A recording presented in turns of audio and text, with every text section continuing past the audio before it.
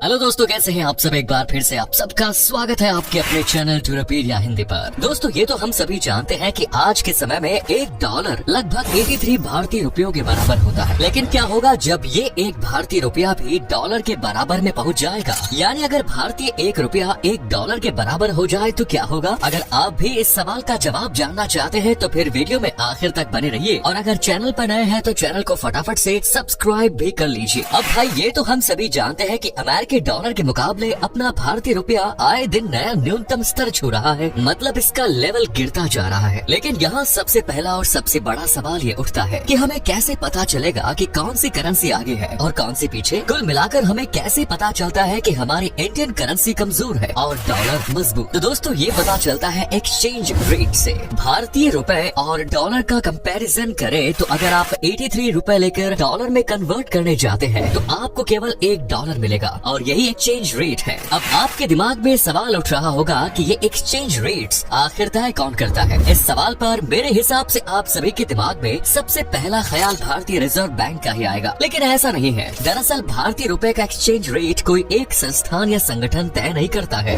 सिर्फ डॉलर ही नहीं, दूसरी विदेशी मुद्राओं के मुकाबले भी भारतीय रुपयों का एक्सचेंज रेट बाजार आधारित फैक्टर्स द्वारा तय होता है। आपको बता दें कि 1990 से पहले ये काम RBI ही करता था। तब भारत एक्सचेंज रेट को फॉलो करता था। अब सवाल ये है कि एक्सचेंज रेट क्या है और ये कहां से आया? तो आपको बता दें कि एक्सचेंज रेट्स 3 तरह के होते हैं: fixed exchange rate, floating exchange rate और मैनेज एक्सचेंज रेट। यहाँ फिक्स्ड एक्सचेंज रेट का मतलब होता है कि इसमें सरकार का कंट्रोल होता है। मतलब इस एक्सचेंज रेट को गवर्नमेंट कंट्रोल करती है कि एक्सचेंज रेट या कन्वर्जन रेट क्या होगा या क्या होना चाहिए। अब बात करें फ्लोटिंग एक्सचेंज रेट की, तो फ्लोटिंग एक्सचेंज रेट का मतलब ये है कि मार्केट में जो भी सप्लाई है, जो भी डिमांड है, उसके हिसाब से अपने आप एक्सचेंज रेट्स फिक्स हो जाते हैं। मतलब यहाँ सरकार के किसी ऑर्गेनाइजेशन का कोई हाथ नहीं होता। करेंसी खुद उछाल मारती है और खुद ही गिरती है और ये होता है डिमांड्स के चलते। मतलब आपकी करेंसी की जितनी ज्यादा डिमांड होगी वो उतनी ही ज्यादा उछाल मारेगी। जैसे इस वक्त डॉलर के साथ हो रहा है, उसकी डिमांड ज्यादा है इसीलिए उसके भाव भी बढ़ रहे हैं। अब बात करते हैं मैनेज एक्सचेंज रेट के बारे में। मैनेज एक्सचेंज रेट में ये होता है कि किसी भी देश की गवर्नमेंट ये अलाउ कर देती है कि चलो ठीक है, हमारी करेंसी मार्केट में मांग और सप्लाई के बेसिस पर ऊपर नीचे हो सकती है, लेकिन वो इसके लिए एक लिमिट सेट कर देते हैं, जैसे 5%, 10%। इसके बाद जो करेंसी फ्लक्चुएट होगी वो उसे अपने हिसाब से कंट्रोल करेंगे और यही होती है मैनेज रेट। वैसे दोस्तों, क्या आप जानते हैं कि आजादी से पहले यानी 1948 से पहले भारतीय रुपया और डॉलर दोनों बराबर ही थे? कान मत खुजाइए भाई, क्योंकि आपके कानों को कोई धोखा नहीं हुआ है। हाँ, ये बिल्कुल सच है कि आजादी से पहले भारतीय रुपया और डॉलर बराबर थे। लेकिन फिर ऐसा क्या हुआ जो भारतीय रुपया गिर गया और डॉलर उठ गया? ये जानने के लिए फटाफट से वीडियो को लाइक कीजिए। तो दोस्तों, 15 अगस्त 1947 को जब भारत को आजादी मिली तो अमेरिकी डॉलर और भारतीय रुपए के बीच एक्सचेंज रेट बराबर था, यानी $1 $1 के बराबर था। दरअसल देश नया नया आजाद हुआ था और उस पर कोई बाहरी कर्ज नहीं था। लेकिन 1948 में अंग्रेजों के भारत से जाने के बाद देश की आर्थिक हालात खस्ता थी, क्योंकि गरीबी से निपटने के साथ साथ देश के पुनर्निर्माण की चुनौती थी। यही से भारतीय रुपए के कमजोर होने का सिलसिला शुरू हुआ, क्योंकि सरकार देश के विकास और लोगों को गरीबी से निकालने के लिए खूब पैसा लगा रही थी। लेकिन इतनी कमाई नहीं थी, जिस वजह से सरकार को विदेशी बैंकों से कर्ज लेना पड़ा। धीरे धीरे कर्ज का भार बढ़ता गया और तब इस कर्ज से निपटने के लिए भारत को करेंसी डिवैल्यूएशन का आइडिया आया। साल दर साल रुपए की कीमत डॉलर के मुकाबले घटती चली गई। जैसे 2000 में 43.5, 2011 में 50 और आज तो आप देख ही सकते हैं। अब अगर आपको ये करेंसी डिवैल्यूएशन का मतलब नहीं समझ में आया तो इसे भी समझ लीजिए। मान लीजिए कि आप हैं भारतीय सरकार, जो इंडियन करेंसी मतलब भारतीय रुपए को कंट्रोल कर सकती है। आपने किसी से 100 रुपए कर्जा लिया और ज्यादा से ज्यादा खर्च कर दिया। अब आपके पास बचे हैं सिर्फ 15 रुपए। तो आपने क्या किया कि ज्यादा नोट छाप दिए, क्योंकि आप रुपए को कंट्रोल कर सकते हैं। इस तरह पैसे की ज्यादा सप्लाई हुई और आपके पास जो 15 रुपए थे वो हो गए 150 रुपए। अब इसमें से आपने 100 रुपए कर्जे के चुका दिए और आपके पास बचे 50 रुपए। बस अब क्या, यही होती है करेंसी की डिवैल्यूएशन। चलिए अब आपको बताते हैं कि अगर भारतीय रुपया आज के समय में डॉलर के बराबर हो जाए तो क्या क्या फायदे हो सकते हैं। तो दोस्तों, इस बदलाव के बाद जो हमें सबसे पहला फायदा होने वाला है वो ये है कि इंडिया में सारा सामान अभी के मुकाबले सस्ते दामों पर मिलेगा, क्योंकि हमारे देश में ज्यादा प्रतिशत सामान जो हम अपने रोजमर्रा की जिंदगी में इस्तेमाल करते हैं वो बाहरी देशों से आता है। और अगर $1 की कीमत $1 जितनी हो जाए तो हम जो भी सामान बाहरी देशों से खरीदते हैं उसके लिए भारत सरकार को कम दाम देने पड़ेंगे। मतलब महंगाई तो गई। दूसरा फायदा ये होगा कि ब्रांडेड चीजें भी भी हम अपने सस्ते दामों पर खरीद सकेंगे। जैसे कि आपका फेवरेट आईफोन जो हमारे देश में सबसे ज्यादा पैसों में मिलता है, वो हमें ज्यादा से ज्यादा 600 रुपए में मिल जाएगा या फिर इससे भी सस्ता। तो हुआ ना डबल फायदा। ऐसा इसलिए क्योंकि अमेरिका में इसका दाम $600 है और ₹1 $1 के बराबर हुआ तो ये हमें भी तो महज 600 रुपए में ही मिल जाएगा ना। अब ये तो हम आपको पहले ही बता चुके हैं कि ऐसा होने पर भारत में बहुत सी चीजें सस्ती चीजें हैं। तो इन चीजों में आपकी पॉकेट पर सबसे ज्यादा वार करने वाली चीज पेट्रोल काफी ज्यादा सस्ता हो जाएगा, क्योंकि पेट्रोल भी उन्हीं चीजों में शामिल है जो बाहर के देशों से आता है। पेट्रोल सस्ता होने की वजह से ट्रांसपोर्ट का खर्च भी कम हो जाएगा, जिससे हम जितनी चाहे उतनी चीजें बाहरी देशों से ले सकेंगे। इससे होगा ये कि अपने देश में किसी भी सामान की कमी नहीं रहेगी। इसके अलावा लोगों को बाहर जाकर नौकरी करने की जरूरत नहीं पड़ेगी, क्योंकि उन्हें इंडिया में भी डॉलर के बराबर ही सैलरी मिलेगी, जिस वजह से लगभग हर कोई अमीर हो जाएगा। क्योंकि महीने पर 10,000 कमाने वाले की सैलरी हो जाएगी लाखों में, और लाखों में कमाई करने वाले तो करोड़ों में खेलेंगे, और करोड़ों के रखवालों के तो पैर जमीन पर ही नहीं पड़ेंगे। ₹1 बराबर $1 हो जाने की वजह से हमें ये सभी फायदे होंगे, और मेरे हिसाब से हम सबको यही चाहिए। महंगाई कम हो जाए, सारी सुख सुविधा मिले, और वो भी कम पैसे में और अपने देश में। लेकिन जरा अपने दिमागी घोड़ों पर काबू रखिए, क्योंकि अभी तो मैंने सिर्फ इसके फायदे बताए हैं जनाब। और ये तो आप सभी जानते हैं कि सिक्के के हमेशा दो पहलू होते हैं। एक पहलू देखा तो दूसरा पहलू लुटिया डुबो देगा। यहाँ भी कुछ ऐसा ही है। सिर्फ फायदों पर मत जाइए, क्योंकि अगर ₹1 $1 के बराबर हुआ तो नुकसान भी बड़ी संख्या में होगा। कैसे, आइए ये समझ लेते हैं। देखिए, जैसे कुछ चीजें बाहरी देशों से खरीदते हैं, उसी तरह हमारे देश से भी कुछ चीजें दूसरे देशों को बेची जाती हैं। और अगर ₹1 $1 के बराबर हो जाएगा तो वही चीजें जो हम बड़े सस्ते दामों में दूसरे देशों में एक्सपोर्ट कर देते हैं, उनके लिए दूसरे देशों को अच्छी खासी रकम खर्च करनी पड़ जाएगी। और अगर ऐसा हुआ तो कोई भी बाहर का देश हमारे देश से सामान ज्यादा पैसे देकर क्यों खरीदेगा भला? वो वही चीजें दूसरे देश से लेना चाहेगा जहाँ वो चीजें हमारे देश से कम दामों में मिल सकती है। इस कारण से हमारे देश में एक्सपोर्ट होना लगभग बंद ही हो जाएगा। अब इस कंडीशन में बहुत से लोग सोचते हैं कि हमें दूसरे देशों से सामान खरीदने की क्या जरूरत है, हम स्वदेशी चीजों का इस्तेमाल करेंगे जो हमारे देश में ही नहीं बनती है। तो इसका जवाब ये है कि ऐसा करने से भी हमें कोई फायदा नहीं होगा, क्योंकि अगर हम बाहर के देशों से सामान नहीं खरीदेंगे तो बाहर के देश भी हमसे सामान नहीं खरीदेंगे, जिससे हमारे देश की उन्नति कभी नहीं होगी और हम जहाँ हैं वहीं रह जाएंगे। इसके अलावा हमारे देश में फॉरेन इन्वेस्टमेंट होना बंद हो जाएगा। आज के समय में फॉरेन कंट्रीज जो हमारे देश में इन्वेस्टमेंट करती है, उसका भी एक मेन रीजन है कि उन्हें यहाँ लेबर कॉस्ट ज्यादा देनी नहीं पड़ती और कम पैसों में उन्हें काम करने वाले अच्छे कर्मचारी मिल जाते हैं। लेकिन अगर ₹1 $1 के बराबर हो गया तो फॉरेन कंट्रीज हमारे देश में इन्वेस्टमेंट करना बंद कर देगी, क्योंकि लेबर कॉस्ट ज्यादा हो जाएगा। और जब ऐसा होगा तो वो अपने देश में रहकर अपने ही देश के लोगों के बारे में सोचेंगे, उन्हें उतने पैसे देंगे,